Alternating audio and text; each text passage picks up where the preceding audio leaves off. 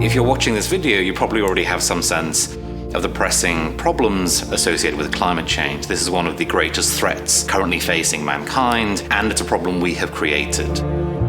So when we're talking about climate change, we're talking about rising greenhouse gas emissions, rising sea levels, melting ice caps. And all of these things lead to devastating property losses, economic instability, and loss of human life. And this is not a problem for our children or for our children's children. This is a problem for today. This is a problem we are facing right now.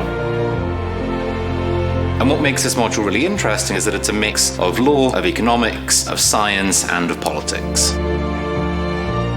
As well as being an enormous social, economic and environmental problem, climate change is a real challenge for law, legal institutions, governance institutions. And so the law that we look at on this module is fascinating, it's difficult, it's diverse, and it requires careful examination as scholars. The way that we both teach is very interactive.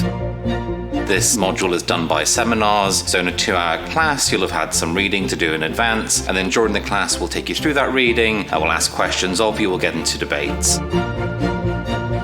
And one of the nicest things I think for us doing this module is that students who take it come from all over the world, and they bring with them their own experiences, their own interests, reflecting on how climate change impacts on them in their home jurisdictions.